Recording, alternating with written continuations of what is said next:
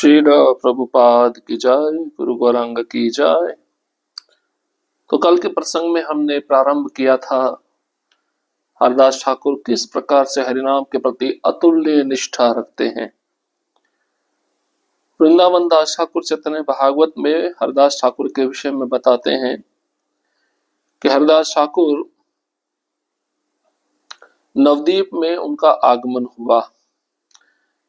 किस समय पे आगमन हुआ? जब वहां के लोग पूरी तरह से कृष्ण भक्ति से विहीन थे।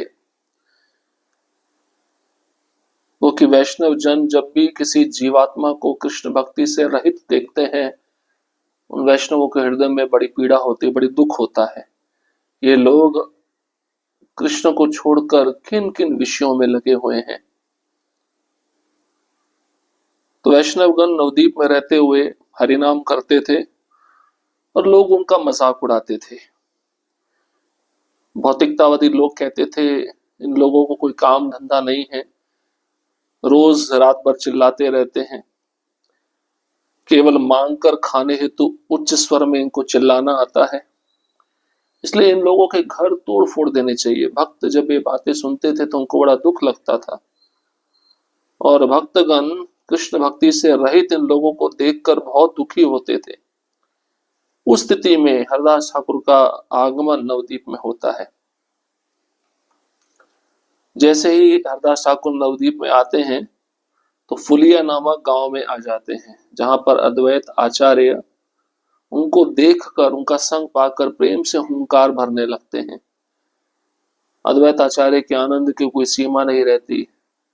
हरदास ठाकुर अद्वैत आचार्य दोनों एक दूसरे के प्रति गले लगकर कृष्ण प्रेम में निमज्जित हो जाते हैं, डूब जाते हैं।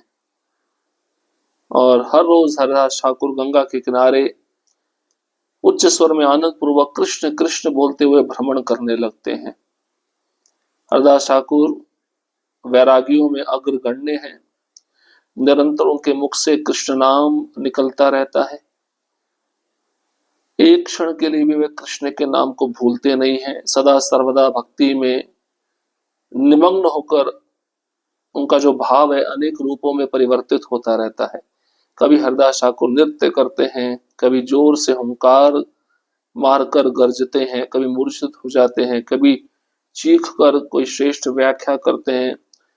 आंखों से आंसू बहना, रोमांच पुलकित होना, हंसना, मूर्छा आ जाना, पसीना आ जाना, ये कृष्ण भक्ति के कुछ विकार हैं जो शुद्ध भक्तों में प्रकट होते हैं। और जब आनंद की अश्रुधारा हरदास ठाकुर के आंखों से बहती थी तो उनका शरीर भीग जाता था। पाषंडी लोग भी इस दृश्य को देखकर आश्चर्यचकित हो जाते थे। तो फुलिया गांव में जितने ब्राह्मण थे सब हरदास ठाकुर को सम्मान देते थे।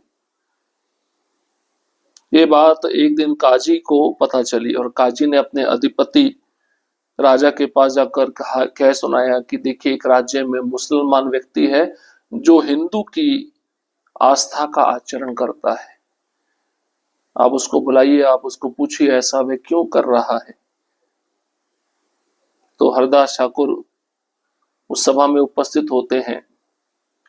वो अधिपति काजी के द्वारा अपने बंदियों को भेजकर, अपने लोगों को भेजकर हरदास ठाकुर को पकड़वा कर उस सभा में उनको बुलाया जाता है जहां पर सुसज्जन लोग बैठे होते हैं। सुसज्जन लोग हरदास ठाकुर को देखकर बड़े प्रसन्न होते हैं।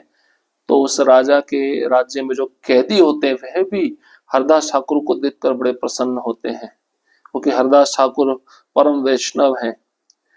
कैदियों का ऐसा सोचना था कि हरदास ठाकुर का अगर हम दर्शन करेंगे हमारा कर्म बंधन छूट जाएगा।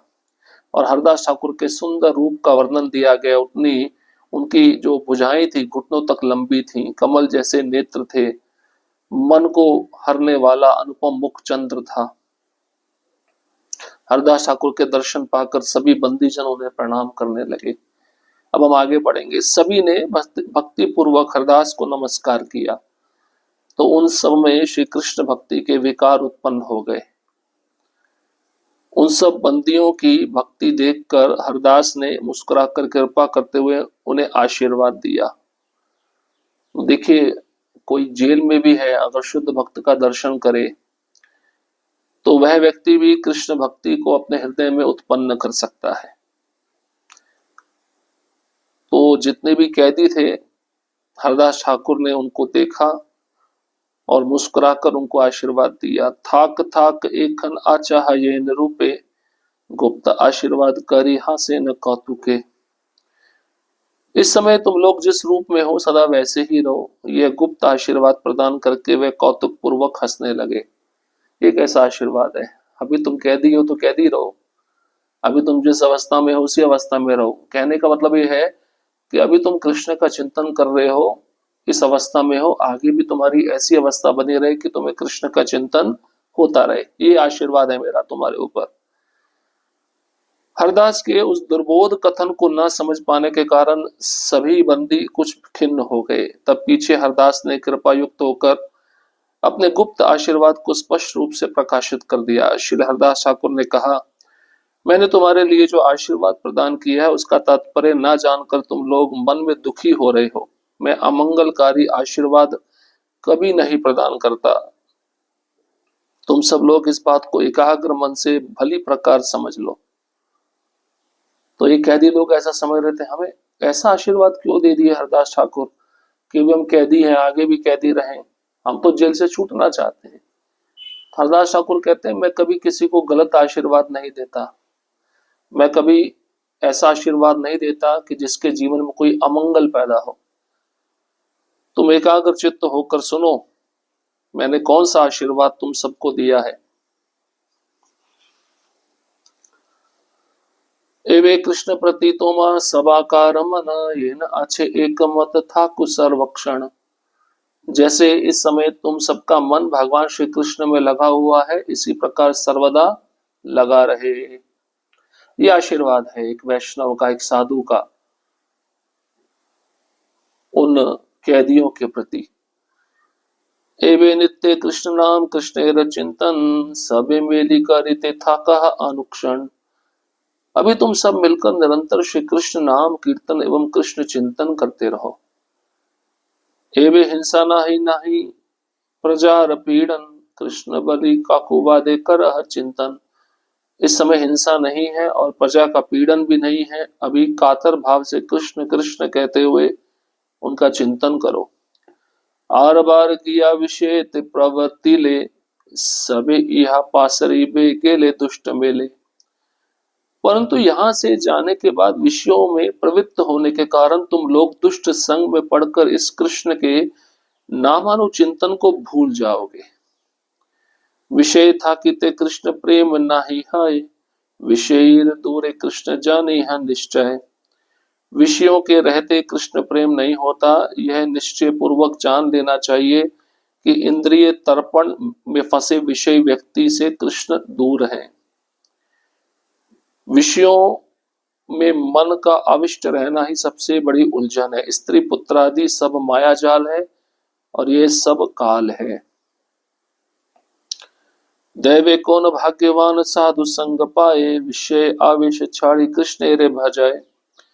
दैव योग से सुकृतिशाली कोई भाग्यवान व्यक्ति ही साधु संग पाकर और विषय में अभिनिवेश को त्याग कर कृष्ण का भजन करते हैं। मेरे कथन का सार सुनिए। तुमसे वे सब अपराध फिर भी होंगे, क्योंकि विषयों का स्वाभाविक धर्म ऐसा ही है। तुम लोग बंदी ही रहो। मैंने ऐसा आशीर्वाद नहीं दिया। मेरा तात्पर्य तो यह था कि अब तुम सब विषयों को भूलकर निरंतर हरि हरि बोलते रहो। मैंने छल पूर्वक तुमको ऐसा आशीर्वाद प्रदान किया है, इस कारण तुम लोग तिल भर भी दुख मत करना। सर्व जीव प्रति दया दर्शन आमार, कृष्ण ते दृढ़ भक्ति हाउ कतोमा सभाकार। सब जीवों के प्रति मेरी दया दृष्टि है। तुम सबकी श्री कृष्ण में दृढ़ भक्ति हो, कोई चिंता की बात नहीं है। मैं तुमसे कह रहा हूं कि 2-3 दिन के भीतर ही तुम्हारे बंधन छूट जाएंगे। विषय ते थाक की व थाक यथा तथा, यही बुद्धि कभू ना पासरी हा सर्वथा। चाहे तुम विषयों में रहो अथवा जैसे तैसे कहीं भी रहो, किंतु तुम्हारी कृष्ण प्रपत्ति मूला सेवा वृद्धि कभी नष्ट ना हो। देखिए, एक वैष्णव, एक महान भक्त किसी के प्रति अमंगल नहीं सोचता। तो हरदास ठाकुर इसी को विस्तार पूर्वक बता रहे हैं उन कैदियों के लिए, उन बंदी जनों के लिए। वे कहते हैं, इस समय तुम सबका मन भगवान कृष्ण के चिंतन में लगा हुआ है, ऐसा ही मन कृष्ण के चिंतन में हमेशा के लिए लगा रहे। तुम सब मिलकर निरंतर श्री कृष्ण नाम कीर्तन करो, कृष्ण का चिंतन करते रहो, ये मेरा आशीर्वाद है। क्योंकि तुमने मुझे देखा, कृष्ण का स्मरण हुआ, तो मैंने आशीर्वाद दिया तुम्हारी स्थिति अभी जो है वैसी बनी रहे, तो आगे भी तुम कृष्ण का चिंतन करते रहो, ऐसा आशीर्वाद मैं तुमको दे रहा हूं। इस समय कोई हिंसा नहीं है, प्रजा का पीड़न भी नहीं है, तो तुम सभी कातर भाव से कृष्ण कृष्ण पुकारते हुए भगवान का चिंतन कर सकते हो। लेकिन ध्यान से सुनो एक और बात, यहां से जब तुम बाहर निकलोगे, विषय भौतिक शक्ति इतनी प्रबल है, तुम लोग दुष्ट संग में पड़कर इस कृष्ण के नामानुचिंतन को भूल मत जाना। तो विषय भौतिक संग माया कितनी प्रबल है, जब तुम जेल से छूटोगे हे कैदियों, कृष्ण को भूल मत जाना, दुष्ट संग में पड़कर, गलत संग में पड़कर। क्योंकि वे कहते हैं कि विषयों के रहते कृष्ण प्रेम नहीं होता। अगर तुम माला भी जप रहे हो, कृष्ण का चिंतन कर रहे हो, साथ ही साथ भौतिक विषय में भी लगे हो, तो तुमको कृष्ण कभी स्वीकार नहीं करेंगे। इंद्रिय तर्पण में फंसे विषय व्यक्ति कृष्ण से हमेशा दूर रहते हैं। जो इंद्रियों को संतुष्ट करने में लगे हैं, ऐसे विषय व्यक्ति कृष्ण से हमेशा हमेशा के लिए दूर रहते हैं। और विषयों में मन का आविष्ट रहना ही सबसे बड़ी उलझन है। स्त्री, पुत्र, धन, संपत्ति, ये सब माया जाल है, और ये सब काल भी है, क्योंकि व्यक्ति इन्हीं विषयों का चिंतन करते करते भूल जाता है कि मेरा समय मृत्यु का नजदीक आ रहा है। अब हरदास ठाकुर कहते हैं, दैव योग से, भगवान की इच्छा से कोई एक सुकृतिशाली व्यक्ति साधु संग में आकर विषय वासना को छोड़कर कृष्ण का भजन करता है। मेरे कथन का सार ये है, तुम सब जेल से बाहर निकलोगे, फिर तुमसे अपराध होंगे, क्योंकि विषय का जो स्वाभाविक धर्म है वह ऐसा ही है। तुम लोग बंदी ही रहो, मैंने ऐसा आशीर्वाद तुमको नहीं दिया। मेरा तात्पर्य यह है कि तुम सब विषयों को भूलकर निरंतर कृष्ण कृष्ण बोलो। सब जीवों के प्रति मेरी दया दृष्टि रहती है। मैं सभी जीवों के लिए यही प्रार्थना करता हूं कि सबकी श्री कृष्ण में दृढ़ भक्ति हो। और कोई चिंता की बात नहीं है, तुमसे मैं सत्य कह रहा हूं, 2-3 दिन में तुम सभी इस जेल से छूट जाओगे। तात्पर्य, ठाकुर हरदास ने बंदियों से कहा, तुम्हारे मन में अभी जिस प्रकार का भाव है वही तुम्हारे पक्ष में मंगल का विषय है, क्योंकि इस समय तुमने इतर विषयों का चिंतन छोड़कर भगवद अनुशीलन का सुयोग पाया है। इस समय तुम सभी सर्व क्षण कृष्ण नाम और कृष्ण चिंतन में नियुक्त रहना। कारागार से मुक्त होकर पुनः विषय भोगों में प्रवृत्त होने पर अज्ञ भगवत बहिर्मुख दुष्टों के संग से भगवान की कथा भूल जाओगे। जब तक जीव की विषय भोग चेष्टा प्रबल रहती है, तब तक उससे कृष्ण भजन की अधिक संभावना नहीं रहती। कृष्ण जिस और वर्तमान है, भोगियों के विषय उसके विपरीत दिशा में अवस्थित हैं। कृष्ण भजनहीन मायाबद्ध जीव सर्वदा जड़ भोगे स्त्री पुत्र आदि की ही चर्चा करते हुए विषयों से अभिभूत रहते हैं। इस विपत काल में यदि भगवत कृपा से किसी साधु के साथ साक्षात्कार हो जाए, तब विषयी भोगों में रुचि परिवर्तित होकर भगवत सेवा में रुचि उत्पन्न होती है।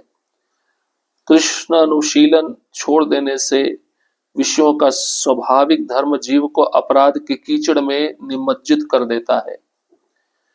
मैंने तुमको कारागार में बंदी रहकर कलेश पाने का अनुरोध नहीं किया है, किंतु इस अवस्था में रहकर भी तुमने जो निरंतर भगवान नाम ग्रहण करने का सुयोग पाया है, यही बात कही है, इसलिए तुम दुखी मत हो। भगवान कृष्ण में दृढ़ भक्ति हो, इस प्रकार का आशीर्वाद ही वैष्णव जन सब जीवों के प्रति किया करते हैं। इसको ही मैं जीवों के प्रति वैष्णवों की उत्कृष्ट दया का परिचय मानता हूँ। शीघ्र ही तुम सब कारागार के बंधन से मुक्त हो जाओगे। फिर तुम जिस किसी भी अवस्था में क्यों ना रहो, कभी भी भगवत सेवा बुद्धि से रहित मत होना। श्रील प्रभुपाद जी चैतन्य भागवत के आदि लीला के 16वें अध्याय के 67वें तात्पर्य में ये सब बातें लिखे हैं। तो इसको हमने विस्तार पूर्वक सुन ही लिया है कि तुम्हारे मन में, हरदास ठाकुर कहते हैं, अभी जिस प्रकार का भाव है वही तुम्हारे सौभाग्य का, मंगल का सूचक है, क्योंकि इस समय तुम कृष्ण का चिंतन कर रहे हो, यही सबसे बड़ा सौभाग्य है तुम्हारा। इस समय तुमने इतने सारे भौतिक विषयों के चिंतन को छोड़कर अपना मन भगवत अनुशीलन में लगाया है, और इसी समय तुम सभी सर्वक्षण हर समय कृष्ण नाम और कृष्ण चिंतन में नियुक्त रहना, अपने मन को कृष्ण में आविष्ट रहने देना। जब तुम बंदी घर से छूट जाओगे, पुनः विषय भोगों में लगने का और भगवत बहिर्मुख दुष्टों के संग में रहकर भगवान की कथा को भूल जाने का डर रहेगा। और जब तक जीव की विषय भोग में चेष्टा प्रबल होती है, जब तक वह अपने इंद्रियों को भोगना चाहता है, तब तक उससे कृष्ण भजन की अधिक संभावना नहीं रहती। कृष्ण से वह दूर ही रहता है। कृष्ण जिस ओर जाते हैं, भोगियों का मन उनके विपरीत दिशा में जाता है। तो कृष्ण भजनहीन माया जो बद्ध जीव इस संसार में दुख भोग रहा है, सदा सर्वदा वह अपने मन को जड़ भोग के, स्त्री पुत्र धन संपत्ति की चर्चा में, विषयों में अभिभूत रहता है। और इस विपरीत काल में यदि भगवान की कृपा से किसी साधु का संग प्राप्त हो जाए उस बद्ध जीव को, तब वह बद्ध जीव अपने विषय भोगों से रुचि परिवर्तित करके भगवत सेवा में अपने मन को लगा सकता है। तो कृष्णानुशीलन छोड़ देने से विषयों का स्वाभाविक धर्म जीव को अपराध के कीचड़ में डुबो देता है। तो मैंने तुमको कारागार में बंदी रहकर कलेश पाने का आशीर्वाद नहीं दिया, किंतु इस अवस्था में रहकर भी तुमने जो निरंतर भगवान के नाम को ग्रहण करने का सुयोग प्राप्त किया है, ये बहुत विशेष है। इसे तुम दुखी मत हो जाओ, भगवान में तुम्हारी दृढ़ भक्ति हो, इस प्रकार का आशीर्वाद मैं वैष्णव होकर तुमको प्रदान करता हूं। यही मेरी सभी जीवों के प्रति दया है। और शीघ्र तुम सब इस जेल से छूटकर मुक्त हो जाओगे। फिर तुम जिस किसी भी अवस्था में क्यों ना रहो, कभी भी भगवान की सेवा में अपनी बुद्धि से रहित मत हो जाना। अपनी बुद्धि सदैव भगवान की सेवा में लगाए रखना। तो हरदास ठाकुर इस प्रकार का आशीर्वाद उस जेल में रहने वाले बंदीजनों को दिए। अब उन बंदीजनों को समझ में आया होगा कि एक वैष्णव की जो भाषा होती है कितनी सुंदर होती है, समझना बड़ा कठिन है, इसलिए ध्यान पूर्वक सुनना चाहिए। अब ये बात तो काजी तक भी पहुंचेगी, और काजी का जो अधिपति यवन है, राजा, उस तक भी पहुंचेगी। उस यवन राजा का जो व्यवहार है हरदास ठाकुर के प्रति कैसा होता है, उसको हम अगले सत्र में श्रवण करेंगे। हरे कृष्ण कृष्ण कृष्ण हरे हरे। हरे राम राम राम हरे हरे। श्रील प्रभुपाद की जय। गुरु गौरांग की जय।